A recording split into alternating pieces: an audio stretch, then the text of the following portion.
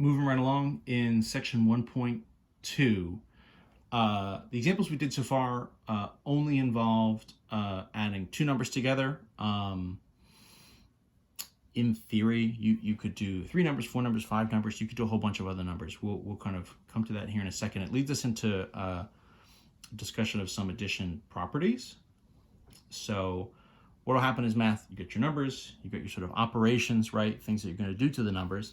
And for every operation you kind of develop or start to look at, there's different properties that they have, that the operations have. And so we'll just sort of list a couple of them out. So property number one is, so the number 0 is what we would call an additive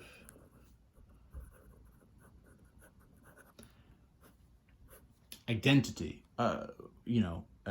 Something being an identity means that if you use it, you sort of just get back the same thing that you had. And so I think this is pretty intuitive, right? The idea here is that if you do 0 plus any number, we use sort of A as a stand-in here for kind of any generic number. So 0 plus A is just going to get us back to A, right? So like 0 plus 5 is 5, right? If we're adding 0 plus 112 is 112. Right? If I add 0 to something, I'm not really changing it at all, and so I just get back the same thing that I started with. So that's what we call sort of an identity property, right? If we have a number that essentially, you do in the operation, but it doesn't actually make any changes. So 0 is our sort of additive identity.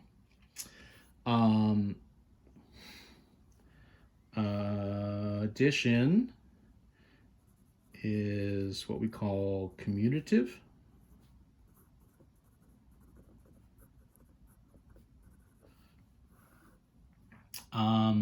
Something being commutative is essentially a way of saying the order of the numbers doesn't matter.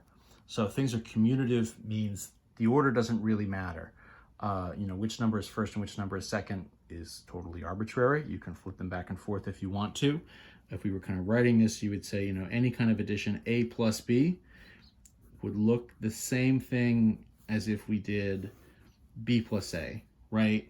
So being in sort of the first or the second position, if we stack, what we kind of said was if we stack, you sort of want the larger number on top. But in theory, if you flip-flop them, you would get the same answer, right? We didn't really do anything unique to having one number on top of the other. It kind of was just a looks thing, an aesthetic thing. Right? So like 5 plus 7 is 12, and 7 plus 5 is also 12, right? The sort of which is first and which is second didn't make any difference at all. Addition is also associative.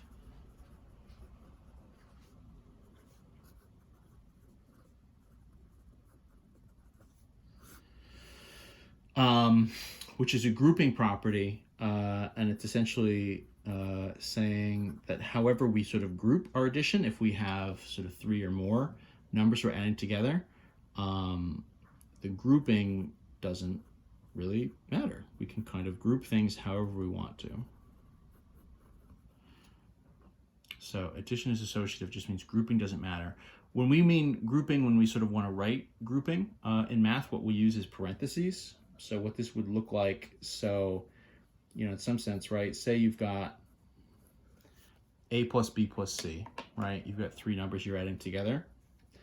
So if I threw parentheses around A plus B, if I sort of threw parentheses around this, that would mean to add there first, and then add the C as sort of a step 2. And so what this property is saying is that if I do that, I'm going to get the same answer as if I did A plus B plus C, but instead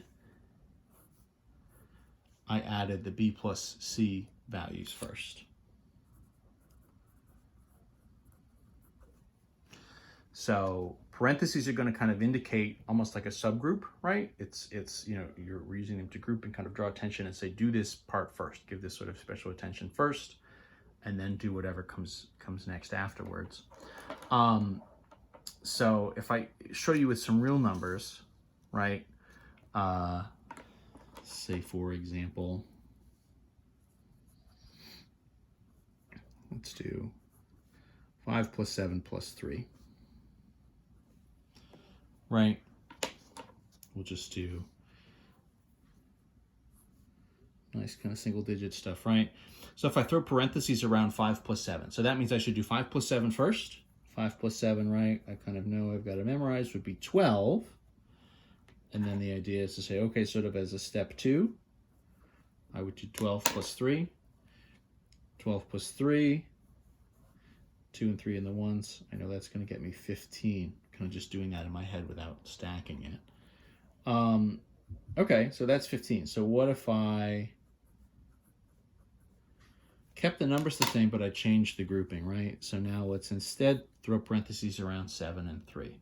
Say, okay, so that means 7 plus 3 now is step number 1. So 7 plus 3 would get me 10.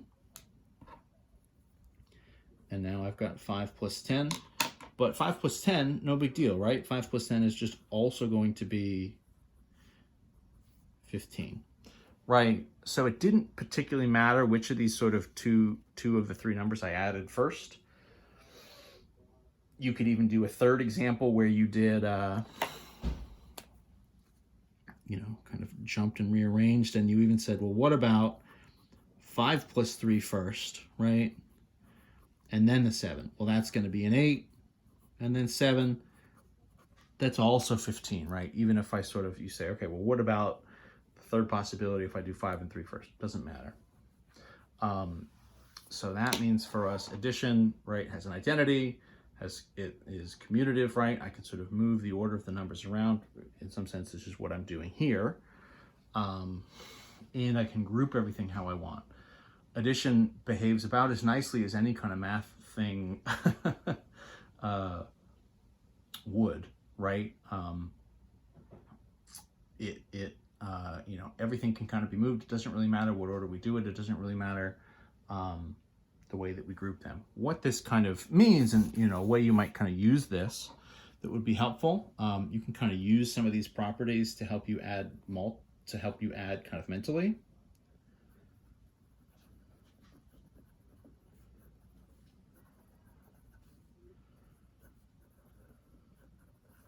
So, right, stacking is totally fine, but you know, in theory, there might be some kind of shortcuts we can use. So let me give you as an example. You know, what if I've got 17 plus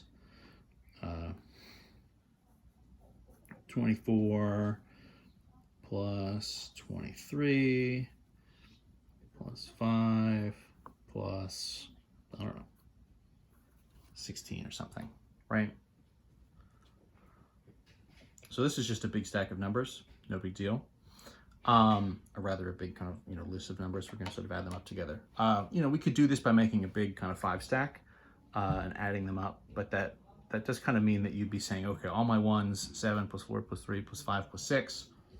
That could be a little tricky to sort of keep track of mentally. So I think it actually might be more helpful to kind of strategically kind of regroup these and do some addition straight off the bat. So what I like to do is regroup and look for numbers that will add to, you know, 10 or 20 or 30, 40, etc., right?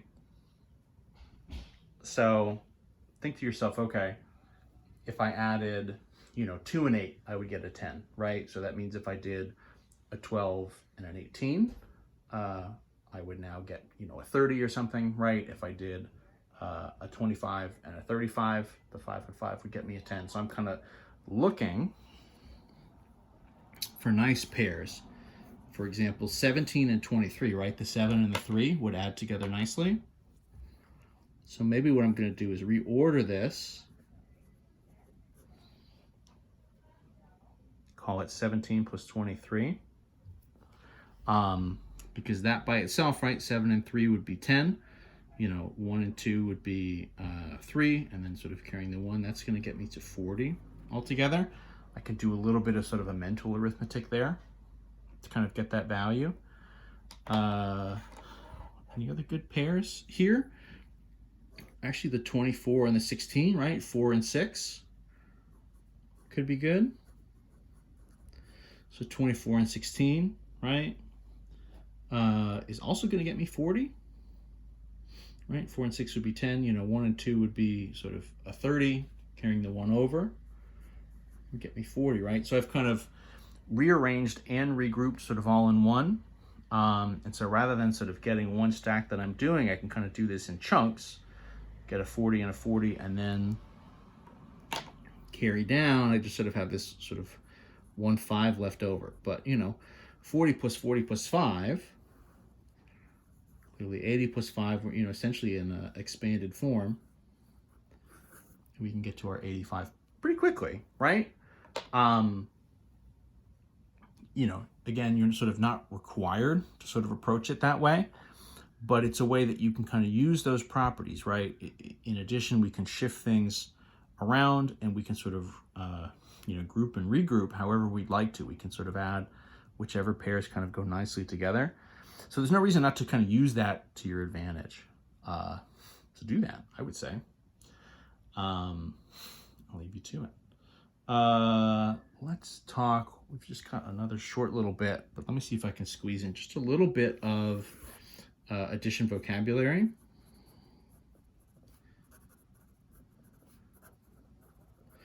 So what will start to happen for us here is we want to be aware of the different sort of words that can be used to sort of indicate that we're adding. So obviously add means addition, but also something like sum. So like somebody might say the sum of 6 and 13. And so what that means is 6 plus 13, which would be 19. Right? So sum can mean add.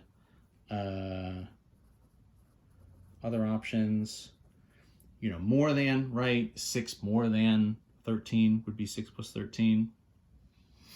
Total or increase by. Right? What is the total of 6 and 13? What is 6 increased by 13?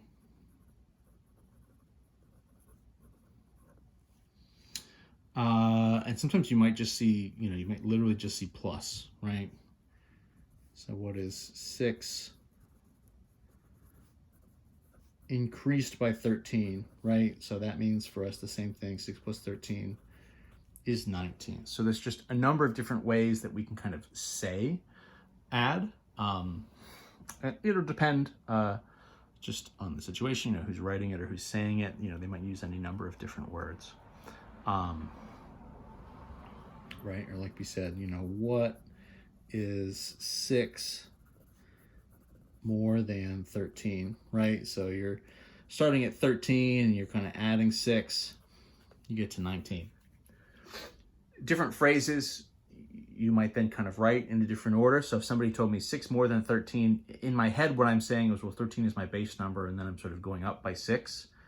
So for me, that means I'm writing 13 plus 6, but as we just said, the order of the addition doesn't matter at all. So there's no reason why you couldn't have written that as a 6 plus 13, and again, you're still getting to the 19 in the end.